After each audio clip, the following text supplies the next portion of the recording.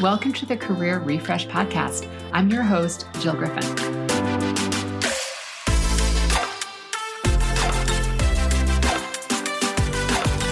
I'm a former media and marketing executive turned career strategist and executive coach.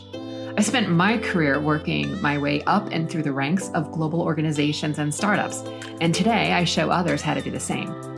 Join me each week as we discuss the strategies and actionable steps to leverage your strengths, increase your confidence, and develop your career well-being. Ready? Let's do it.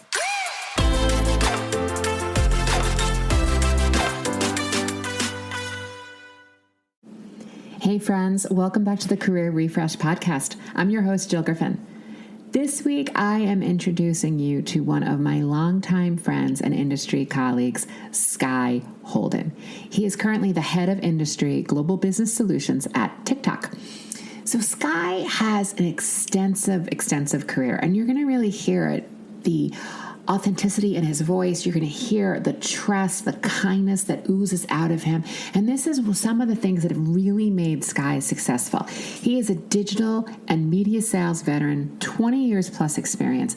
And prior to joining TikTok, he led national and regional sales teams ranging both from early stage startups and multinational conglomerates, responsible for driving hundreds of millions of dollars in revenue for both Fortune 500 brands and agencies. And friends, he even worked at MySpaces, where he first called on me and we first met professionally 20 years ago. He has an extensive client Rolodex, and his experience spans the gamut from video, mobile, social, ad tech. In this episode, we cover the highlights of Skye's career journey and what he's learned along the way. We talk about in the early years how it was the seasoned employees that taught him strategic selling and really the basis of understanding how to be a great person in sales. We also talk about how finding and building diverse teams has enabled his team to up-level their output and really produce better work, the biggest challenges in finding talent in the marketplace, and how he manages team dynamics in a hybrid environment. We also talk about the importance of building a network early on in your career and how for today's workers who are coming into the industry for the first time, how they really want to think about making sure that they are building sustainable long-term relationships. And because you know me, I'm big on the mindset piece, how he developed his mindset muscle and what he learned from the art of the pause. Lastly, we rounded up with what he looked for in a mentor and also what surprised him most about building a long-term and sustainable career. Friends, you're in for a treat. Again, you will find the kindness, the trust, and the authentic nature of Skye to really be the type of leaders we all want today. So dig in, give a listen. Any questions, as always, send them to hello@jillgriffincoaching.com. And I appreciate you all so much for being here, and I'll see you next time. Hey, Skye, welcome. Hi, Jill. Great to see you and hear you. All right. I ask everyone who's a guest on my show to take me way back to the beginning and tell me what you wanted to be when you grew up. Wow. Okay. So I think it's interesting. I go way, way back.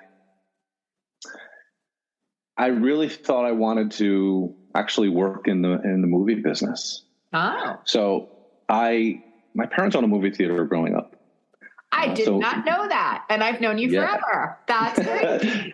Yeah, it was really interesting. It was probably when I was about maybe 8 to 10 years old. They opened up this single screen independent movie theater in a town across the river from Albany. And it was just really magical. It was magical going to the movie theater as a young child. Me and my brother, I have an identical twin brother.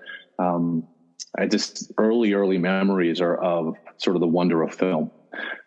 They ended up actually opening up an even bigger theater in Albany that expanded to, over the years, 8 screens. Oh, wow. Yeah, so it was a pretty big sort of cultural icon in Albany for decades. And for me and my brother, it was just a really powerful experience of being exposed to all of these great stories and these narratives. So for me, it was like, hey, I think I want to work in cinema and film, and the idea of making movies was really exciting. I think it was in college that I started exploring it a little more. And I actually realized how slow the process was of filmmaking. And I was like, I don't know if this is really for me. I think I was caught up in the magic and wonder of it that's produced. Yeah. But I felt that maybe I didn't have the patience or the attention span to sort of see that through of what it takes for the entire movie making process. Huh. Okay. Yeah. And we'll get into it so our listeners can know. I mean, you really worked on all sides of the table. I mean, you have worked for others. You have started your own company. You have worked for startups. And now you're at one of the top tech platforms out there. So take us through a little bit of your career journey. Sure. I started out in tech before it was even called tech. Right. I distinctly remember in the last few months of undergrad going to, I think it was like a local pharmacy and flipping through, I believe it was like a science magazine. And it really said, it was the World Wide Web is almost here and it's going to change the world. This is probably around 90, I would almost say 95 or 96. Okay. And I remember distinctly that moment. I was like, wow, I don't know what this means, but this is super exciting. Right now, mind you, when I was in college, I'm going to date myself, we had, internet relay chat, IRC. So we had these little terminals in the dorms where you could actually, you could email folks, but it wasn't visual. It was just a prompt. I was like, from war games, Exactly. And that was it. And there were maybe Usenet groups that you could read stories on. But I remember that moment, it's really interesting. I went to grad school down in Miami, and I came back to New York. And I worked briefly at a pharmaceutical ad agency for about 6 months, and I hated it. But I was determined to get myself into the tech business. I had the opportunity. I had an interview with an agency job, and then I also had an interview with an early tech company, a company called Real Networks that was at the time competing with Windows Media Player.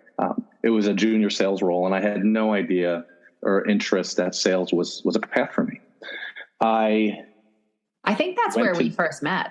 That you and I first met when you were at Real Networks. That was such a long time ago. I mean, we were selling pre-rolls before they were even called pre-rolls. We were shipping beta SP tapes across the country. And I was like, let me tell you about streaming video. It's going to change the future.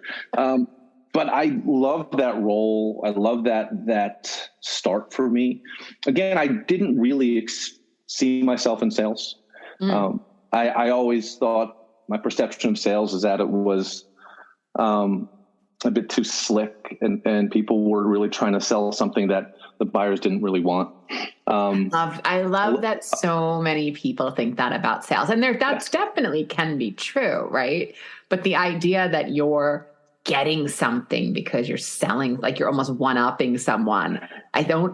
You're consultative selling, it's a completely different thing. But I do think that that's a misperception people have a lot about. That is an absolute misperception. And I think I bought into it. I just, I remember early on, some of my colleagues would be reciting lines from Glengarry Glen Ross, coffee is for closers, and put that coffee down. I was like, wait a second, is this real life? But I was really lucky. If I step back and I look at those early years, I was really lucky to have been taught the right way to sell. My first boss in the industry, as well as my colleagues who were older than me, a lot of them came over from print. These were the first guys coming over from print, from Ziff Davis and all of that. And they were just amazing role models for me. What are some of the things that they taught you, if you remember? Authenticity, Being able to master a technical sale, being able to really talk about,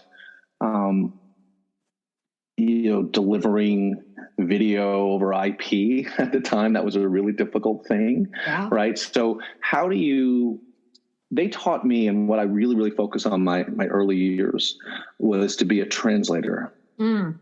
How do I position myself as a translator to the buying community, my clients who didn't really understand what was happening on the web?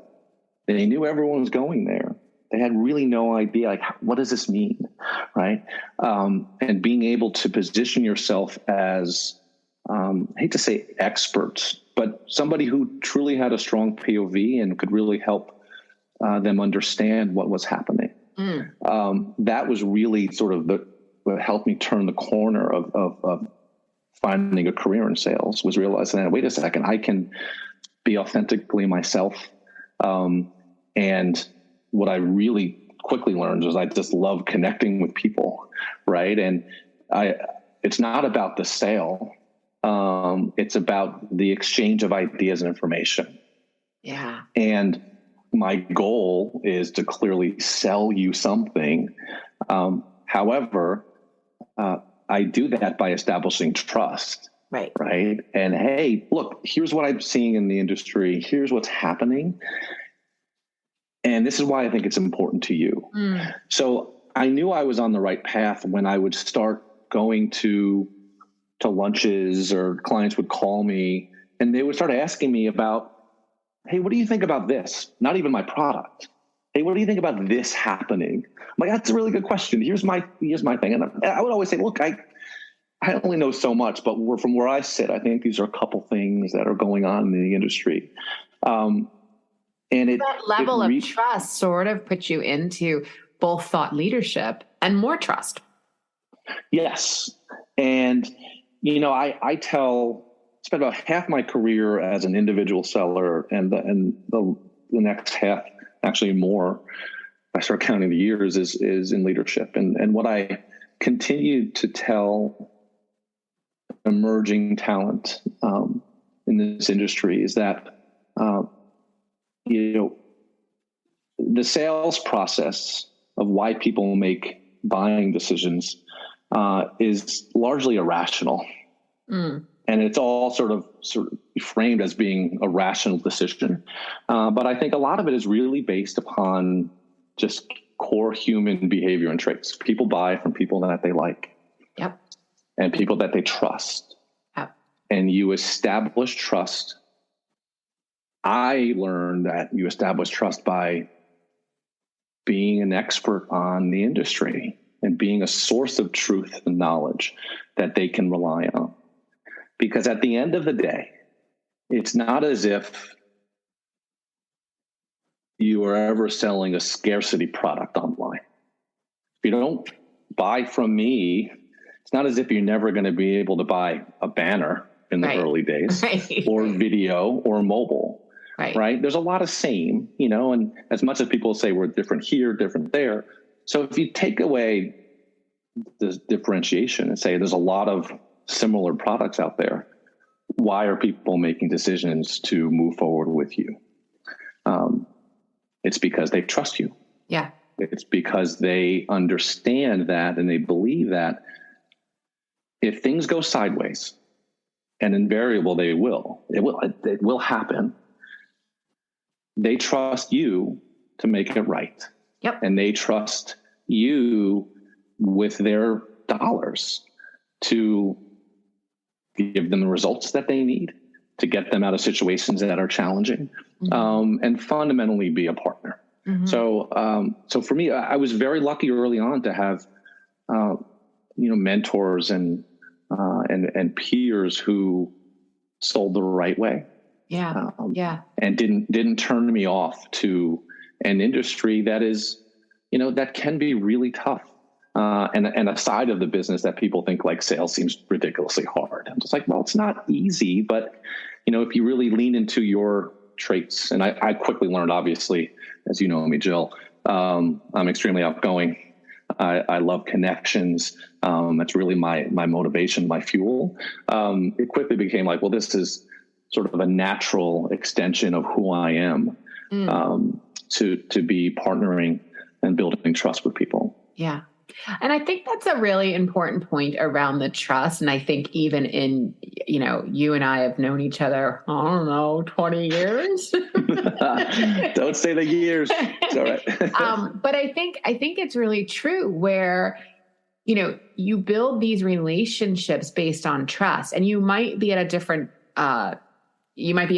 media partner or a different vendor. I might be at a different brand or a different agency, but I trust you. And I know that you're going to give me the best opportunity to service the needs of what I'm looking for. You're also, to your point of technology can be wonky. Things can go down. Things can go wrong. The pixel could not be attached. We didn't get the right tracking. Like, I also know that you're in it with me. And I think that is something extraordinary about your personal reputation and some of the other, what I'll say, old timers like you that have been in the digital space for quite some time, where it doesn't matter where you go. I trust you and I'm going to want to do business with you. And I think that's an extraordinary thing that not everybody understands when they first get into the business, how important building that know, like, and trust factor is. Absolutely. Yeah. Okay, so you learned from some of the best in your early stages from the publishing world. Then what happened? I started to realize that if I wanted to make more money, I would need to move on, right? And I needed to sort of take the next steps to other solutions. And I did. That was hard at first, feeling like, okay, now I have to start over again and again. I landed at MySpace, probably my third job. And it's funny, whenever I say MySpace today, everyone just laughs. No one can not, it's like people will not stop laughing, but I'm telling you. But it also shows for you how you've been consistently an early adopter and taking, like, being that wayfinder, like taking the step that some of us would be like, I don't know that that's the right thing. What if it doesn't work? What if it's not for me? And there you are at MySpace. Yes. I learned very early on is that you have to have a high risk profile and to have a durable career in this industry, meaning take risks and move on. I taught myself that I could move on, start over, and experience the fears of, all right, got to learn a new product, got to learn a new book of business, create new relationships. But I developed a muscle that was like, you're going to be okay and you're going to thrive. And, look, going to MySpace I wouldn't say it was a massive risk, but it was a jump. Yeah. Right. It was an amazing jump. And, they were just going through like a meteoric rise, and it absolutely increased my professional profile and I was able to have really high level, like, CMO conversations and so forth, and truly leaning into that translator. Hey, let me really explain to you what's happening. This is the dawn of social media, right? Here's how to build a brand presence. Here's what to watch out for, and here's how to do it right.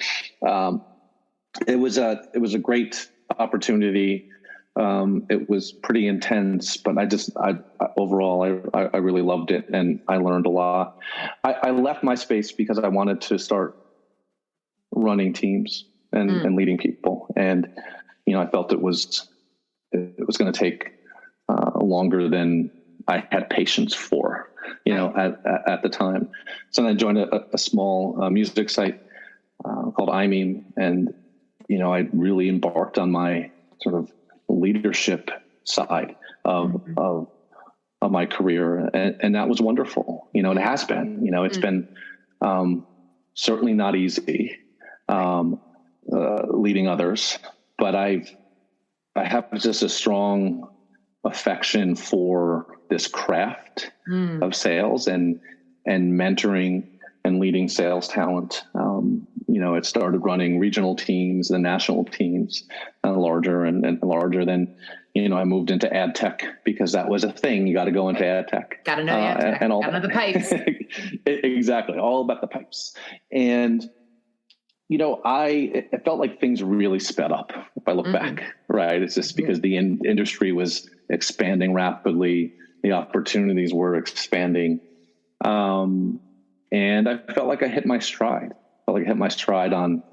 On my professional reputation, as well as my enjoyment of leading teams. It was also really hard, right? It was also, I found that the more senior roles I took on, I was moving further away from my true enjoyment of sales, which is direct client contact, interaction, and partnership. And my role was becoming much more internal facing, right? Forecasting, product focus, and all that. Look, I am absolutely a left brain thinker. Is that more creative? Correct? Yep. Tell me if it's the other one. So I've always really enjoyed sort of the concepts and not the details. Right. So, I love leading people and being a part of that process. When it came down to putting pen to paper on, a lot of the fine print stuff, that was a stretch for me, and I had to really lean into that. But I did. What do you think some of the biggest challenges were going from an IC, an independent contributor, into leadership? I no longer had full control of my reality. When you're an individual contributor, you have your own book of business, you have a number, and you feel like, all right, I have my client base, I'm going to do this. And you feel like, look, there's always a level of tension in achieving numbers, but you feel like my output and my relationships will drive this forward. When you move into leadership, you don't have that control. You're trying to move teams and move people. Creating the capacity for others to do it. Correct. And, I quickly learned that I can't expect my team to operate exactly like me.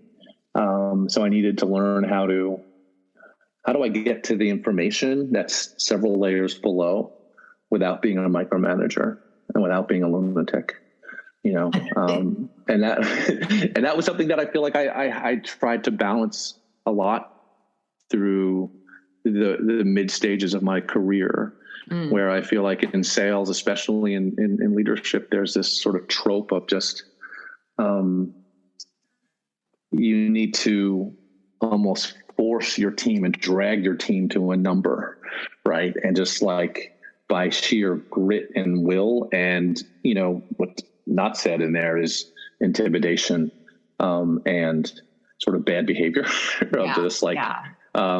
and that's never been part of just my identity and how I interact with folks. So I had to really find that balance of how do I push these folks and how do I inspire them? I just feel that people operate at their best when they feel safe and protected and supported. I think just because of the way this industry has grown and largely my experiences have been with, early stage startups. It's just like, hey, we need revenue for revenue's sake. Go, go, go. Yeah. And I think that at times has been sort of counter to my approach as more of an empathetic leader. So as a senior leader, you've moved from an independent contributor into now leadership. What have you seen as some of the most significant challenges in finding talent, especially as we're, every company has a different structure, every office has a different structure within the working from home, being in the office, being remote. What are you finding as some of the most significant challenges with finding talent? Number one is really competitive. Right. It's an incredibly competitive market. And I've seen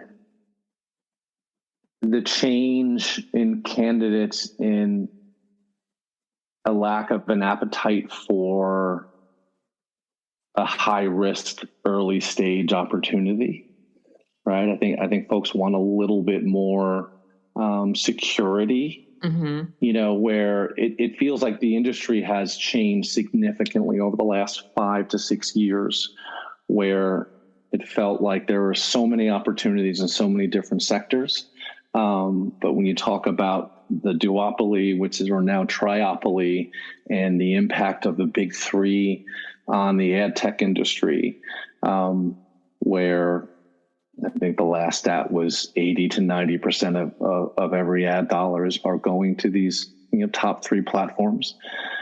So therefore, the rest, you're essentially fighting for 10 to 20%, right? And what you saw was a real collapse in the ad tech industry, and a lot of other early stage startups that were really fun early on in my career, that you could get folks on board because you had a really very real opportunity for them to grow their career and make money.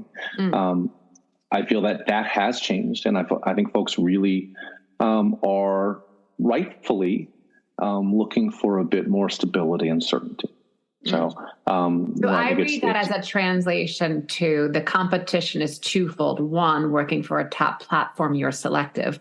Two, the market, based on where we've been over the last 2 years, coming into the pandemic and now, as we say, post-pandemic, the market, the choice and the power that employees have had over the last 2 years that they have never had before kind of makes it double sword of competitiveness. And then what I also hear you saying is that employees having, when they're prospecting, having choice, what it also means is paying someone at a very low salary for the potential payout, right? The future value of money through options and the like.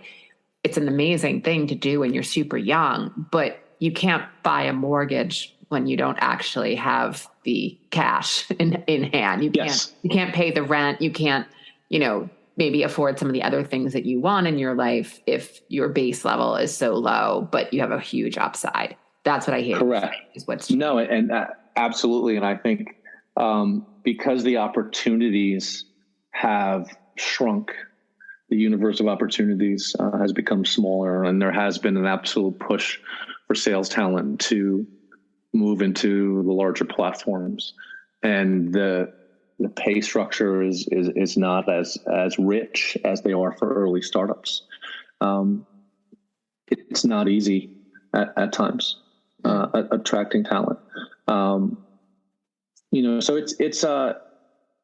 it's also, when you're part of a larger company, it's less of my own personal recruiting, right? When I was at, you have to go through an entire process of multiple interviews, panels, and so forth. So, I think in many ways it's a very smart process of making sure that candidates are fully vetted, and going through a process and making sure you're not hiring out of bias. Right. So I think that fundamentally is good, but I do think you no longer have the ability to say, hey, I want you here. We can refer people, and you can say, hey, I'd love for you to go through this process, but it's no longer the influence I have is less. I just try to bring people in that I see are talented, right? And hey, go through the process and good luck. Good luck to you. Right. Hope to see you on the other side. Yeah. So it ends up almost like, creating, as you say, a place of like a lot of the unconscious bias gets pushed away because there's a panel and there's multiple people that are going to have a weigh in on the decision. Correct. Who the next talent is. Okay. Right. Correct. Now, but look, what I've seen, especially at my my current role, is it's easily the most diverse company I've been a part of. And when I say diversity, it's just of backgrounds, of thought, of approaches. And I think it's just created a really powerful and dynamic work environment that I think, we hadn't had in our industry, and is incredibly important. So I'm all about incredibly it. Inspiring. Great. Yeah. It's inspiring. It's just necessary. I think we put out better work. I know we put out better work. Yeah. When you're just truly representative of what's out there in the world. Right. So diversity of thought as much as diversity of Absolutely from all different cultures, et cetera. Okay. Yeah. So then when you think about some of the challenges with managing team dynamics in a hybrid environment, what are you seeing? There is, clearly we've blown up and destroyed the myth that you have to be in the office 5 days a week, 8:30 until 6 or 7 in order to be effective. Well, and as a seller, you probably weren't in there anyway because you were out meeting clients. Sure. Yes. But there was also the expectation, like working from home was considered to be like, why are you working from home? Unless you're sick, you have to be in the office. Okay. Right. That's the expectation. Sure. It was a rite of passage, and it's just like, hey, we're all here. We're doing this together. And, I think as a society, we realized that like, hey, people can be effective from home. And I think what it's really taken is a very nuanced approach. Is you have to allow people the flexibility, right? And I think it's very healthy. I think it's good. We're in a hybrid approach right now. We're in 3 days a week, and it's working. I think, my approach to this is I don't want anything to feel like you're taking attendance. Yeah. I think it's important that we have a culture. Sky the hall monitor. that is. I'm certainly not going to do it. And as a company, we're not doing that. To me, I want to make sure that people feel that when they're in the office, it's because they're there because they get the most connection with their colleagues, and they get the most. The best output. They're inspired by others and learning from others. And I think we've done a really good job of that. I mean, personally, it's been great for me to be back in the office, just have, rituals of getting out of the house. I think the other part of it is for the younger generation in their first or second job. I really feel for them. Not having the early years of where I would rely on folks who were in my same position. We didn't know what the hell we were doing. We helped raise each other. We did it together. Like, don't do it that way. Do it this way. Do it this way. All of that. Or you're crazy, or go after it. Right. You had that, that mirroring from people who were in a similar boat from you, that we could also root for each other. And then also I think the camaraderie where, you and I are working late. We've got a lot to get done. It's the velocity of digital in the industry, and we're going to go out for a beverage after work before we go home. And we're continuing to build relationships that, I think for me personally sustained me throughout COVID, because I had lots of people to tap into and call and talk to, even if it was on Zoom, right? Even if we're having a video conversation, but suddenly you have all of these connections. And I also think it's you've taken a couple of years of folks who've started their careers on a screen. Right. And now coming to an office is like very different. Yeah. Right. And I think it's at least for you and I coming back as like, oh, I've done this before. I know what we can aspire to go back to, or even a little different. Right. But I really feel for young professionals, because I think there's absolutely been, it's been a really challenging couple of years for all of us. But I think starting out your career remotely, or missing your senior year in college, and then having your first 2 years be remote, that is really tough. Yeah. So I think we owe it to that generation to sort of connect them to what it means to be in an office and what it means to be building those, to me, lifelong relationships. Absolutely. Right? You and I met early on. Yep. Right. And we're still connected. And it's a glorious thing. Yeah. I just think it often gets, the work from home debate often is entirely too tactical. Well, it's easier if I'm home. Well, it's, cost me more money to go into the office. I was like, guys, you're really missing the point. But at the end of the day, as a manager, what I've learned is like, look, I need to be much more responsive to my team's needs, right? Hey, I can't come in today because my kid's sick, and there's no one else to do it, or, hey, I have this going on. Like, there's other life things that are happening that I think, I actually think we've learned a lot more empathy, and understanding. If you talk about anything positive that comes out of the last couple of years, is I think we're no longer as narrowly focused on this is the only way to be successful, and you have to do it this way, which is great. No, I agree. I mean, I've seen a tremendous, I talk about career well-being a lot, and I've seen a tremendous interest in people saying, like, you can still have that I don't really know that it's a balance, but you find your own way within that balance of what works for you, at the same time still be wildly successful at your job. So having that as absolutely, yeah. Yes. All right. So I want to take a little bit of a pivot and get to know more about your approach. I mean, you and I have had many conversations about mindset over the years, and how you have really shown so many people like how mindset has been such a part of your own personal life and in achieving your accomplishments, and also, how you use it in your personal life.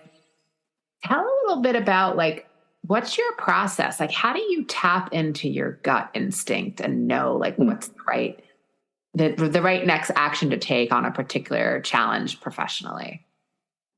That's a great question. So I think, like, for me, what's been really interesting is developing a daily habit. I meditate every day. It's something that took me a while to embrace. Mm-hmm. But I've learned how to sort of settle my mind and get it pointed in the right direction, or just to sort of right sides whatever issues and anxiety may be happening at the time. It also just is a really important way for me to start the day. It's something that's now become like, this is what I do. Mm-hmm. I journal. I need to journal more, mm-hmm. But that is helpful in just writing things down. Again, like, for me, it is when I, from a mindset standpoint, when I express myself, and that is through writing, through talking to others, or even in meditating is an expression. I'm just tapping more into myself. What is bothering me, what I'm anxious about, becomes right-sized. It just becomes a lot smaller. So I've learned to develop that muscle. Mm-hmm. And, for me, it is, understanding that you can define your reality by how you think and how you have your mind wrapped around challenges and opportunities. Mm. And I think, earlier on, I would spin out around things that I felt were out of my control, or things that were happening to me, because I feel I didn't have any agency. Mm. But I've been pretty amazed in the last number of years to be able to sit with an issue and not react. I think that's probably one of the biggest things. I've actually learned that I'm not going to say anything right now. I'm just going to just put that to the side, right? And I'm going to think about it. To be able to respond and not react is a huge victory. If I'm reacting, I'm a lunatic. Right. I'm just like, it's emotion that's driving me. Right. And could be fear and anger, as opposed to, all right, this is troubling, or this is a challenge. Yeah.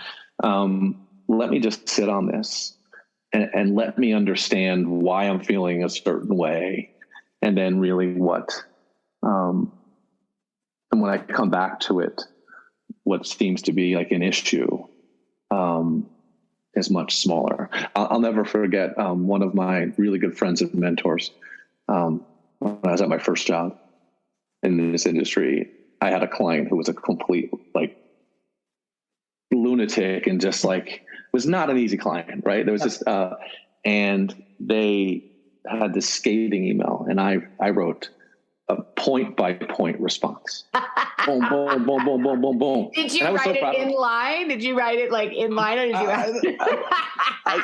I probably I think I would in line. I think I wrote them an actual letter. I think I actually prepared a telegram. I was like, I am going to tell. You're committed. You were committed. I was like, yes, got him, nailed him. So I showed it to him, and he's like, oh, okay.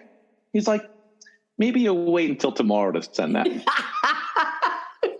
I was like, no, man, this is great, right? This is like, I got him. And I was like, I think you should wait till tomorrow. And, obviously I did. And I was like, all right, well, I'm not sending that. Right. And it was just, his wisdom and experience was just like, yeah, I hear you. You're right. Yeah, patience in the pause, finding the patience in the pause. Yeah. And just, I just used to be a bit of a motor mouth. I used to just, if you give me space to talk, I'm going to talk and go. And I certainly clearly have no issue, talking today, but I think I've learned in the art of the pause and the art of just like, all right, I'm going to take that all in. Yeah. And I'll respond to that when I'm ready. Awesome. You mentioned mentor. And when we think about, young professionals today, not necessarily having some of the same privileges that we had about building relationships in the same way, what would you recommend for someone who's looking for a mentor? What did you look for? I looked for people who I admired for how relatable, upfront, and honest they were. There are people who, when I said, hey, 10 years from now, 15, 20 years from now, or is this somebody whose characteristics I would like to emulate? Right? So for me, it was folks who were smart, kind, dynamic, trustworthy, inspiring. Right. I looked for that. I was like, okay, I like that. I can align with those values because that's what's important to me. Because again, it took me probably a good, I'd say maybe 5 to 6 years to fully embrace the sales path for me. Right. To feel like, all right, hey, is this really for me? What you're doing. And I realized that, wait, I can be authentically myself. And be successful. Yeah. So it was through those mentors that I was like, oh, you don't have to be a lunatic as a sales leader, right, to inspire folks. Yeah. Right. You don't have to be hyper aggressive or be untrustworthy and scare the crap out of your teams in order to produce the results. Because sure, that will work short term. Yeah, well, that's right. Power over versus power with, right? It's exactly not going to last. So if someone is looking for a mentor, would you approach it by just sort of doing it casually? Would you do it formally? Like, what worked for you? I think for me, it was casual. Mm-hmm. I think, I have always been outgoing, and it's been easy for me to talk to people. And I realize that is, not everyone is like that. And that's why I'm in this career. And that's why, I attribute to a good part of my success. But I think getting to know people authentically and naturally, can then lead into a more formal mentor-mentee, and having that I think if you don't know anyone and someone said, hey, can you be my mentor? I just feel it's like, it's a bit transactional. But that's just from what has worked for me. Even recently I've had some great encounters with folks who are just starting their careers. And, it's been an honor when folks are looking for guidance and inspiration and all that. And I just, I immediately brings me back to when I started. Yeah. Right. So part of it for me is like, hey, how do I pay it forward? I had folks who really stood up for me and showed up. And it's also just fun. I'm excited when folks are driven and want to make a career out of this, and care. That's the biggest thing, is like, I connect with folks who really care, who take themselves seriously and take their job seriously and take each other seriously. So when I see that, and when I say seriously, I also, please don't take yourself too seriously. Right. But just like there's lots of laughs along the way. Yeah. You should be laughing. We should be having fun. Like, this is what makes work interesting. But folks who, when you could tell that they're serious about their careers, they're trying to find their way, and they're looking for guidance, for folks to say, hey, I'd love for you to be part of this journey. It's an honor, absolute honor. I love that. Okay. All right. So one last question. What are you reading right now? Or what have you recently read that you would recommend as a good read to the listeners? I just recently started reading Radical Candor. Yeah. And it's really, really interesting, because it actually aligns with a lot of how I sort of see the business world and the leadership experience. I think I heard of the book, right? And I was like, all right, well, it sounds like, by the title, that you just have to, I'm just going to be extremely honest with you, Jill, and you're fucking up. And but when I started reading it, I was like, no, wait a second. It's like, the best thing you can do as a leader, and the most caring thing you can do, is to be direct with somebody, but still be supportive, to then bring them along that journey. I would say, without a doubt, earlier in my career, being conflict avoidant and always feeling bad about having tough news for folks, felt really hard. Felt really, really, really difficult. But I learned, and I'm still learning, is that, I've had folks, when I was very direct, thank me. All right. Thank you for being very honest. It's important that I know where I stand and what I need to work on.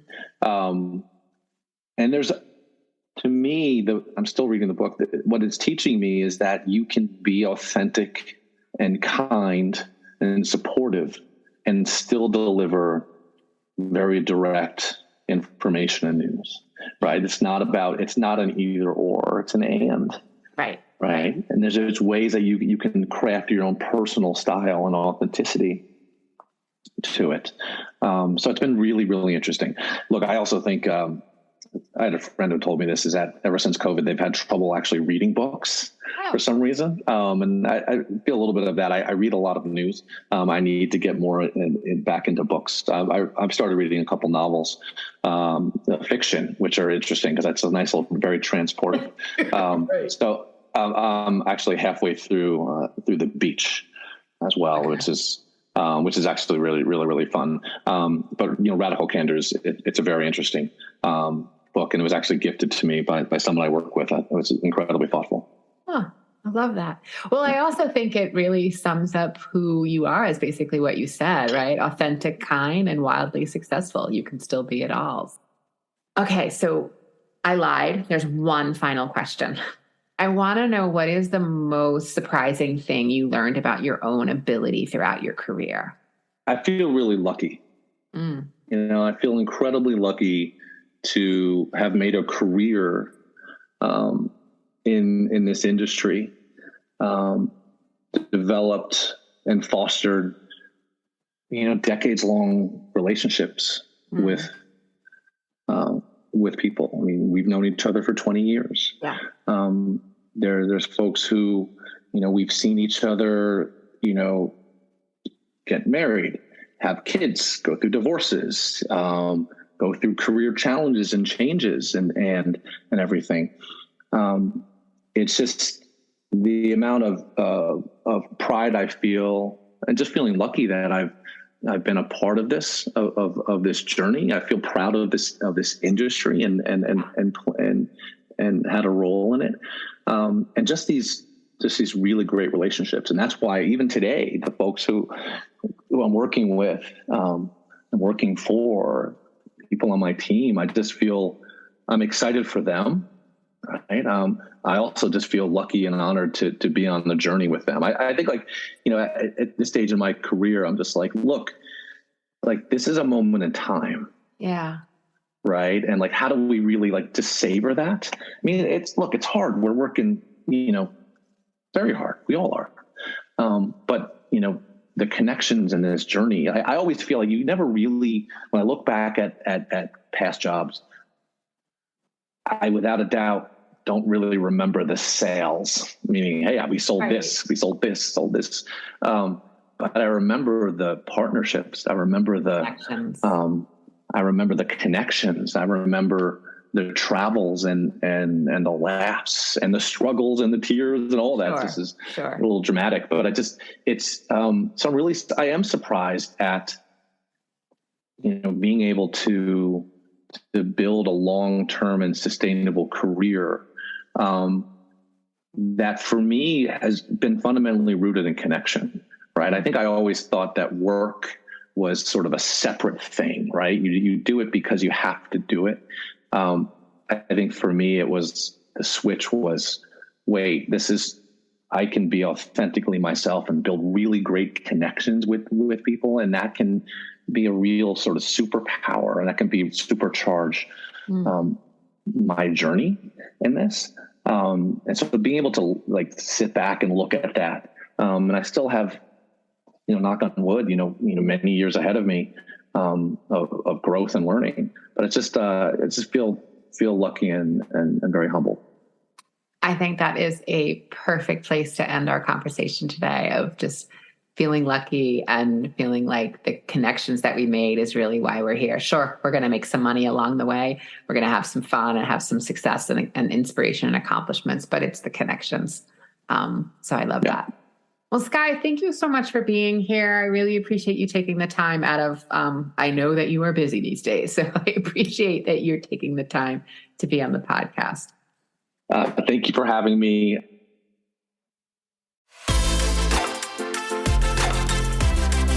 Hey, thanks for listening to the Career Refresh podcast. If you're enjoying this and you want more information, go to my website, jillgriffincoaching.com. There you can find information on how to work with me one-on-one, or my group programs, or even bring me into your workplace. I'll put the link to my website in the show notes. But hey, listen, before you go, do me a favor, rate and review this podcast, because it definitely helps me get the word out to people everywhere so that they can also thrive in the workplace. All right, friends, I appreciate you. I'll see you soon.